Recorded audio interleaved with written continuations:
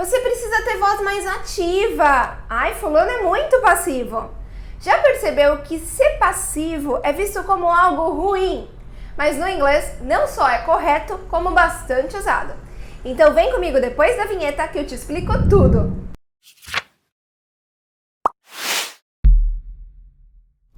Para começar a entrar no clima desse vídeo, um trechinho do Bolo Rouge com uma frase muito famosa.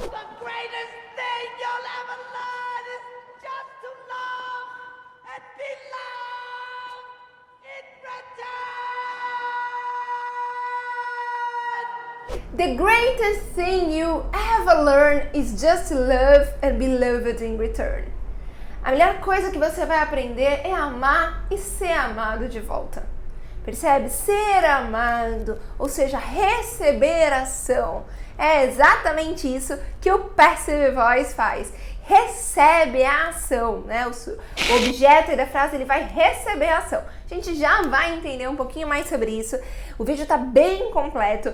Eu vou trazer aqui para você não só o que é o Passive Voice, mas eu vou explicar já de uma vez de todos os tempos verbais. Presente, passado, futuro, perfeito.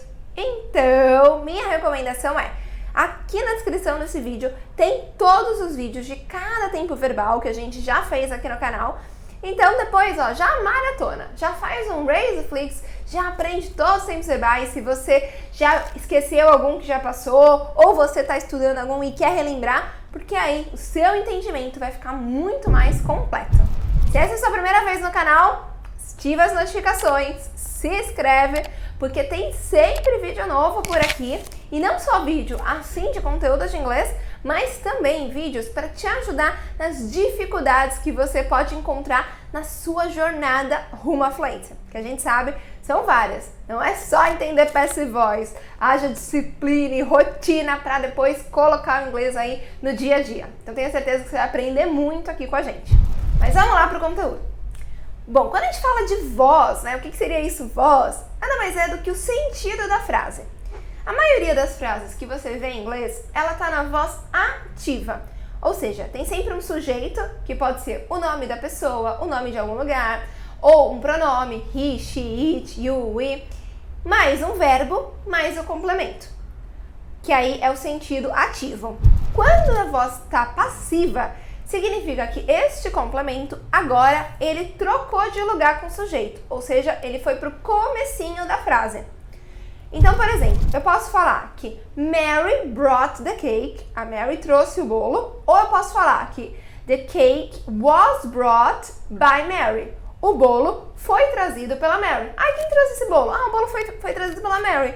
Nesse caso, importa falar quem trouxe, para de repente falar, pô, parabéns, Mary, né?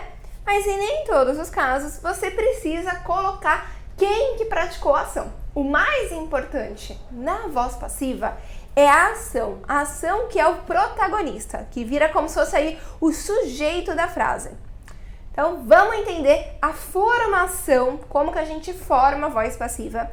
E aí eu vou te dar um exemplo com todos os tempos verbais e depois exemplo para viagem e para o trabalho, para ficar bem especificadinho assim, para você entender bem. Então, bora lá! Essa aqui é a estrutura. Você vai colocar o objeto, ou seja, o bolo, a notícia, o que você quer falar, mais, como se fosse o sujeito, no comecinho da frase, mais o verbo to be, no presente, no passado, no futuro, no tempo que você quiser, mais o verbo no past participle. Que para quem não sabe, verbo no past participle é a terceira coluninha lá de verbos no passado. Você tem o passado simples e você tem os verbos no past participle, que eles podem ser regulares, por exemplo, agree, concordar, no passado, agreed. Ou eles podem ser irregulares, como bring, trazer, e brought, trouxe, que foi o exemplo da frase que eu dei. Existem muitos verbos no past participle, a lista é grande mesmo, e a nossa recomendação é, não adianta sair decorando todos. O mais importante é você saber para que usar. O Passive Voice ele tem 3 casos clássicos de uso. Normalmente, quando você não sabe quem praticou a ação. Então, the car was stolen from the hotel parking lot. O carro foi roubado, ou my car, né, meu carro, foi roubado no estacionamento do hotel. Não sei quem praticou. Normalmente isso também é usado em jornal, né, quando tá dando reportagem que o crime foi cometido, o assalto foi feito, mas eu não sei quem praticou. Em fatos científicos, por exemplo, the water was boiled to 55 degrees. A água foi fervida a 55 graus. Ou quando a ação é mais importante do que o executor. Não importa quem vai executar, importante é que a ação seja feita. The schedule must be done by tomorrow. A agenda tem que ser definida até amanhã. Então, esses são 3 contextos bem usados. Fique com ele na cabeça. E agora, para a gente entender aí quando que eu uso aquela estrutura objeto, verbo to be e past participle em cada um dos tempos verbais, vamos pegar aqui a mesma situação, tá? E ir variando os tempos verbais para você anotar também no seu caderno e entender bem. Minha sugestão, pega uma frase que tem a ver com você. Aqui eu vou dar a frase da Renata, a nova teacher aqui da Raise. Vamos supor que quando a Renata for com a gente lá para Londres, você sabia que a gente tem intercâmbio para Londres? Sim, tá pausado, né, no momento esse projeto, mas em 2023 a gente planeja retomar. Então, se você tá vendo esse vídeo antes de 2023, ainda dá tempo de se inscrever. Então, quem sabe aí você pode se juntar a nós. Aqui na descrição tem os nossos contatos, mostra o interesse aí que quando a gente montar o grupo, você já vai com a gente. Então vamos supor que a Renata vai fazer a reserva no hotel, tá? E aí eu vou colocar aqui várias situações, que ela faz a reserva, que ela fez a reserva, que ela fará a reserva. Então eu vou colocar na voz ativa e depois vamos transformar para a voz passiva. Você pode colocar uma situação da sua vida. Ah, eu vou fazer o relatório, eu vou fazer a apresentação, para ficar bem marcadinho para você lembrar quando tiver que usar. Depois que eu fizer essa sequência de frases aí com os tempos verbais na voz passiva, eu vou te dar algumas frases aqui, ó, de brinde para trabalho e para viagem e terminar, é claro, com a parte que a gente mais gosta, com os erros clássicos. Então, vamos lá! Então, no presente, Renata makes the reservation. Agora, na voz passiva, the reservation is made by Renata. A reserva é feita pela Renata. No presente e na ativa passiva. No passado, agora, Renata made the reservation in her name. The reservation was made in Renata's name. Reserva foi feita no nome da Renata. Ativa e passiva. No futuro, Renata will make the reservation in her name. The reservation will be made in Renata's name. No present perfect, Renata has made the reservation in her name. The reservation has been made. Então, percebe que aqui eu tenho que colocar o verbo to be, que é o been, entre a estrutura do present perfect. Então, é has been made. In Renata's name. No past perfect, Renata had made the reservation in her name. The reservation had been made in Renata's name.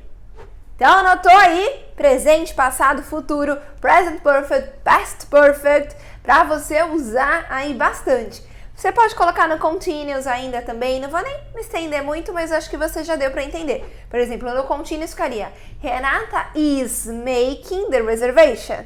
The reservation is being made. O verbo to be, que é o am, are ou is, ele é conjugado de acordo com o verbo da frase.